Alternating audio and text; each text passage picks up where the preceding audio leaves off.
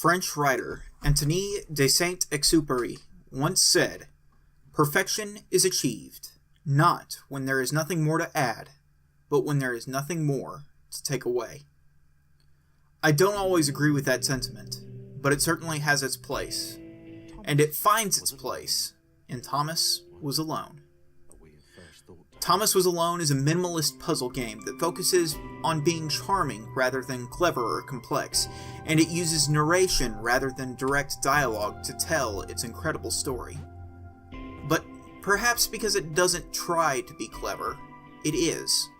It focuses on making its characters real rather than realistic. It makes for something that no large studio would ever support.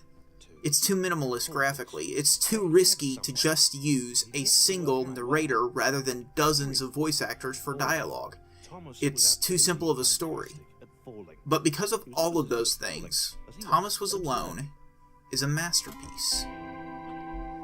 This game is minimalist to its core. It has no frills. It has nothing more than what it needs.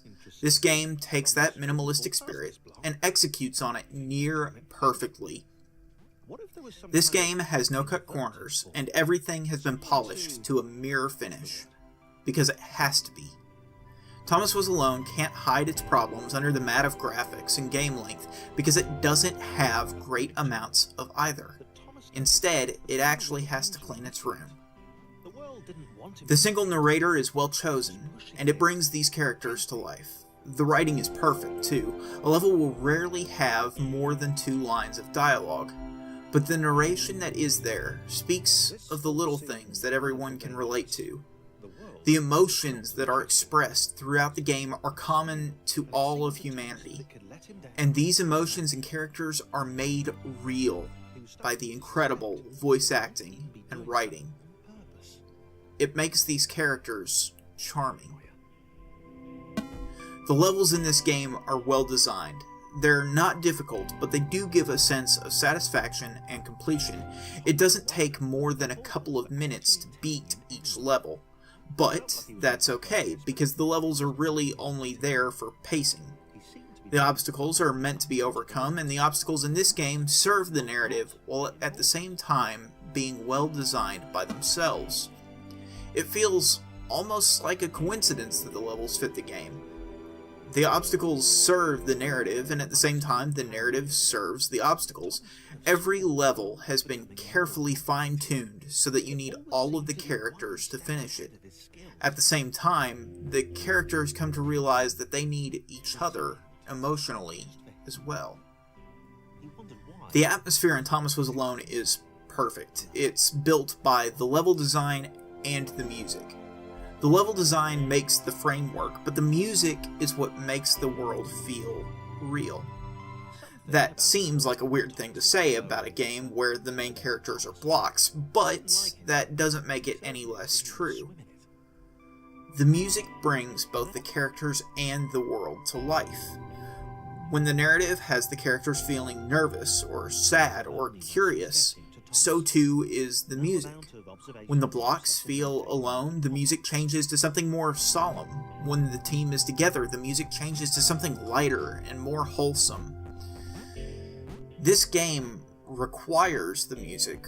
Without the music, this game would feel empty, and that's because it would be. It would lack the purpose, the meaning, in some ways.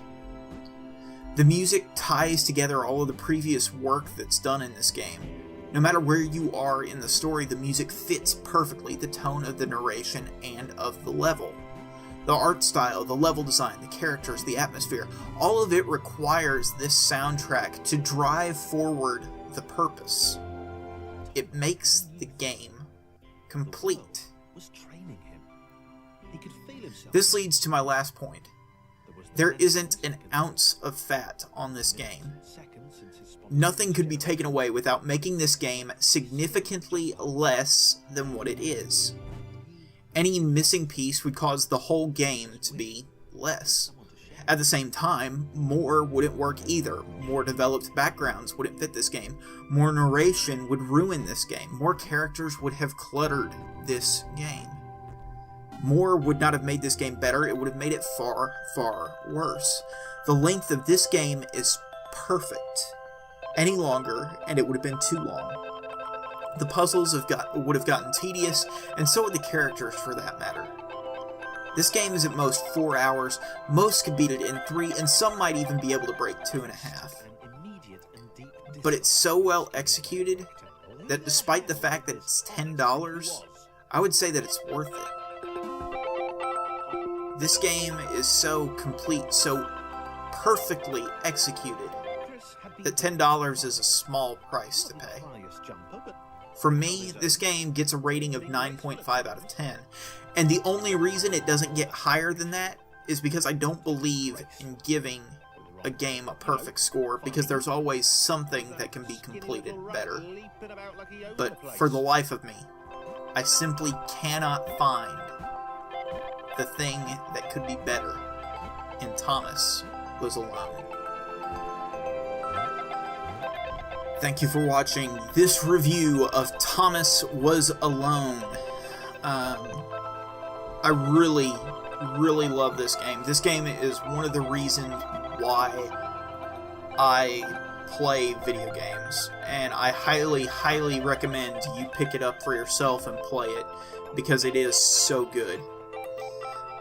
In the meantime, guys, I am going to let you go. Live long and prosper. May the force be with you. May the odds be ever in your favor. May the drinks be ever in your flavor. May Batman never need to visit your house at midnight. Same thing with Chuck Norris. Have a great day, guys. Stay safe out there. And goodbye. What would it do? What new opportunity might this switch open up to him?